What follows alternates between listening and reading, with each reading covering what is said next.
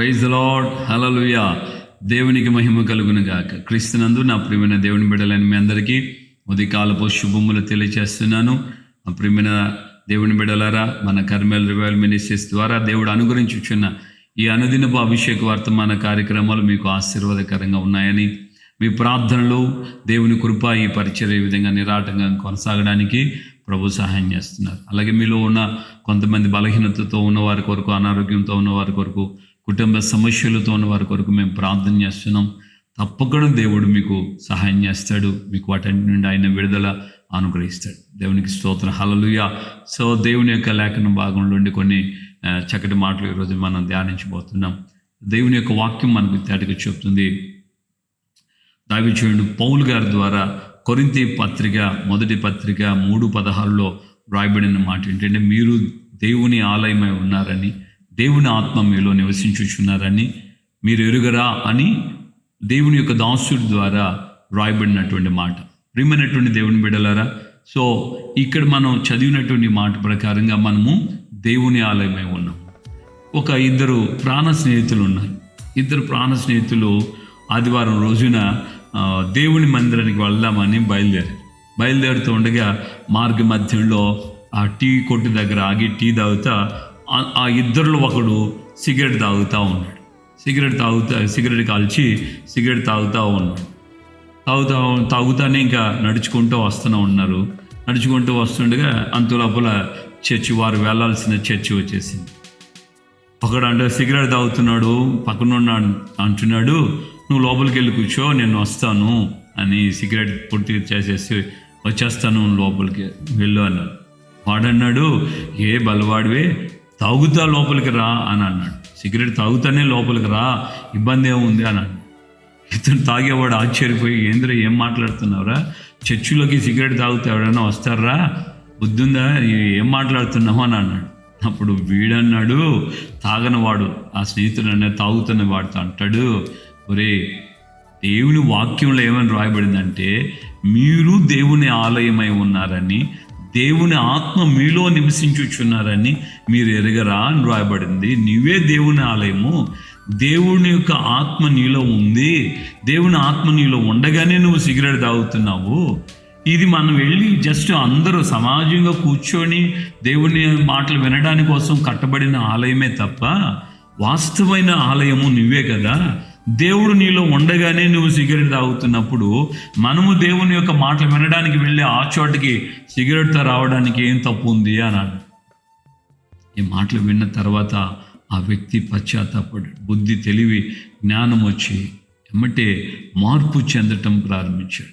రోజున మన జీవితంలో మనము ఆదివారం మాత్రమే దేవుని మందిరానికి వెళ్ళాలి, ఆదివారం మాత్రమే భక్తిగా, పరిశుద్ధంగా, నీతిగా, యథార్థంగా ఉండాలి అని అనుకుంటూ మిగతా రోజుల్లో మన ఇష్టానుసారంగా తిరగవచ్చు, మిగతా రోజుల్లో మన ఇష్టానుసారంగా జీవించవచ్చు అన్నట్లుగా ఉంటే అలాగా.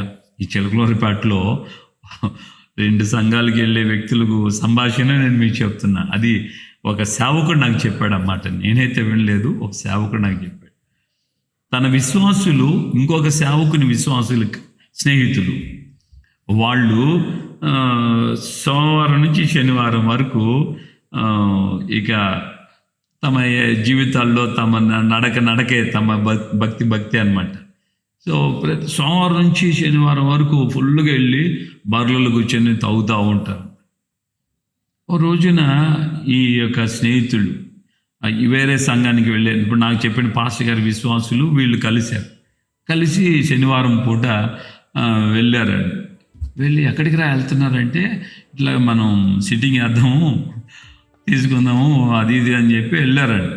మొత్తానికి కూర్చొని తాగడానికి స్టార్ట్ చేసినప్పుడు వాళ్ళు అన్నారంటే, ఒరే, ఇట్లా మీరు బాప్తిసాలు పొందారు, చర్చికి వెళ్తున్నారు, మీరు ఇలా చేయొచ్చు అని అంటే, వాళ్ళు అన్నారట, ఒరే, అందుకేరా ఆదివారం వెళ్ళి మనం కడుక్కుంటాము, ఆదివారం వెళ్ళి మనం కడుక్కొని అప్పుడు మన ప్రభు బల్ల తీసుకుంటాం, రొట్టె ద్రాక్షరసం తీసుకుంటాం, మళ్ళీ సోమవారం నుంచి మళ్ళీ మన ఇష్టానుసారంగా చేసుకోవచ్చు, ఆదివారం వెళ్ళి కడుక్కుంటాం కదా, కడుక్కుంటే బాగైపోతుంది.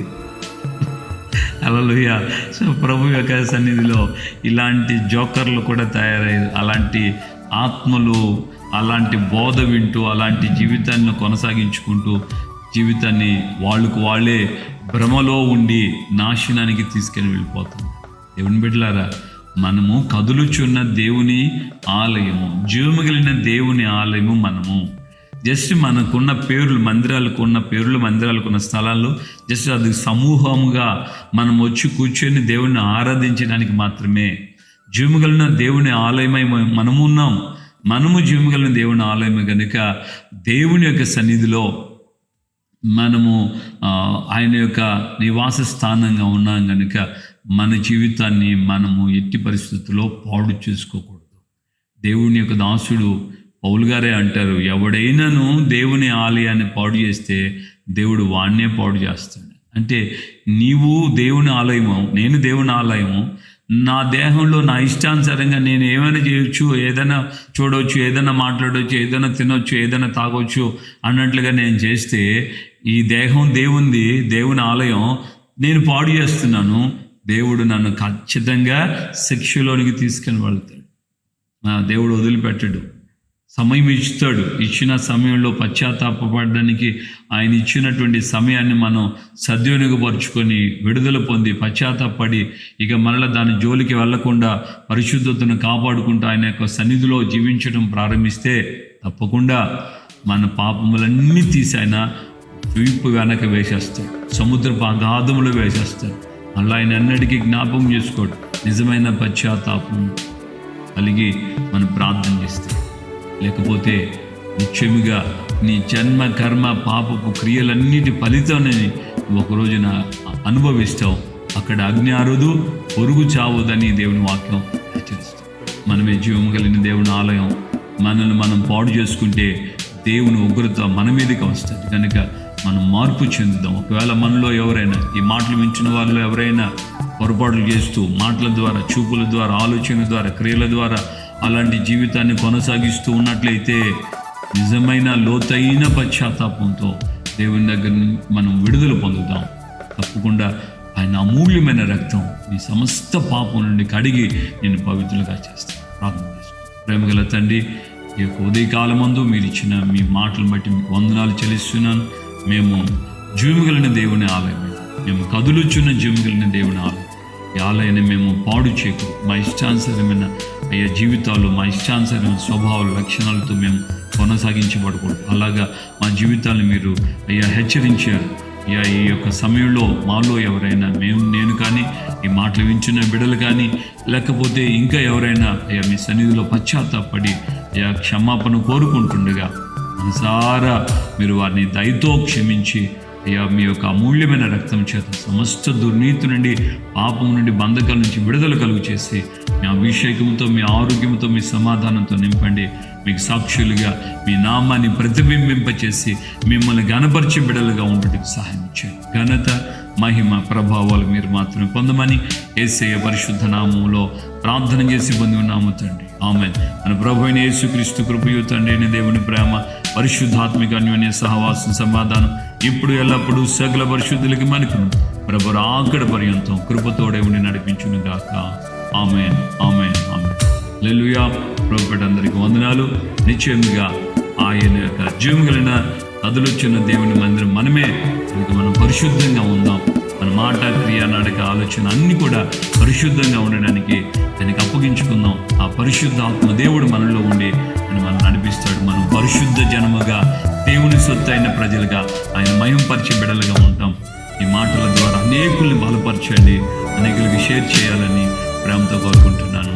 ప్రభు మనకు తోడుగా ఉండండి.